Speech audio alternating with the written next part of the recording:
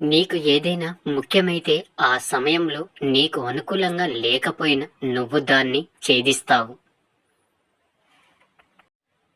నువ్వు పొద్దున్నే లేచి భవిష్యత్తు బాగుంటుంది అనుకుంటే ఆ రోజు చాలా బాగుంటుంది.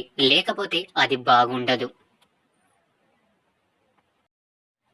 విధి నీ వైపు మాత్రమే ఉండదు. ఈ విషయం ఎల్లప్పుడూ గుర్తుపెట్టుకో. స్వయం విధ్వంసం చేసుకోగల మొట్టమొదటి జాతి ఏదైనా ఉంది అంటే అది మన మానవ జాతి. ఒక పనిని మరింత మెరుగ్గా ఎలా చేయగలవు నువ్వు అని నిరంతరం ఆలోచించు. నిన్ను నువ్వే ప్రశ్నించుకో. నీ తోటి పని చేసే వ్యక్తులను ఇష్టపడడం చాలా ముఖ్యం. లేకుంటే నీ పని చాలా గణనీయకంగా మారుతుంది. సహనం అనేది ఒక గుణం. నేను సహనాన్ని నేర్చుకున్నాను. అది చాలా కఠినమైన పాఠం. మీకు సహాయం చేసిన వారిని ఎప్పటికీ మర్చిపోవద్దు. మిమ్మల్ని ప్రేమించిన వారిని ఏ పరిస్థితుల్లోనూ ద్వేషించవద్దు. అలాగే నిన్ను నమ్మిన వారిని మోసం చెయ్యవద్దు. నువ్వు కావాలి అనుకున్నప్పుడు ఏదీ రాదు. నీకు రావాలి అని రాసి ఏదీ ఆగదు. రాలేదని కుంగిపోకు, అలాగే వచ్చిందని పొంగిపోకు. జరిగేవన్నీ కర్మలో భాగమే అని గుర్తించు. మన ఇంటి కప్పులోని రంధ్రం ఎండలో కనిపించకపోవచ్చు, కానీ వానలో దాని బండారం తప్పకుండా బయటపడుతుంది. మనుషులు కూడా అంతే. సరైన సమయంలో వారి యొక్క నిజ స్వరూపం తప్పకుండా బయటపడి తీరుతుంది.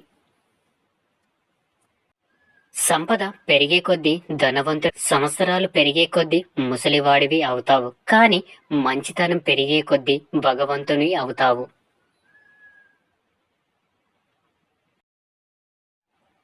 భగవంతుడిని 10 మందికి సహాయం చేసే స్తోమత కావాలి అని కోరుకోవాలి. అంతేగాని 10 మంది దగ్గర నుండి సహాలి అని కోరుకోకూడదు ఎప్పుడు.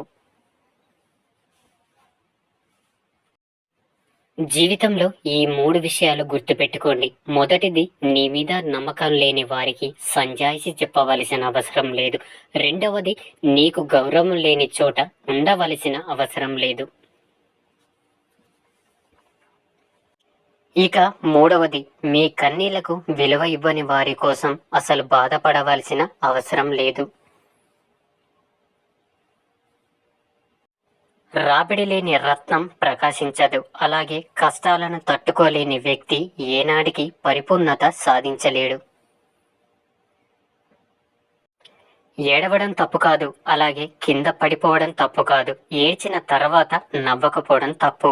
కింద పడ్డ తర్వాత లేవకపోవడం తప్పు.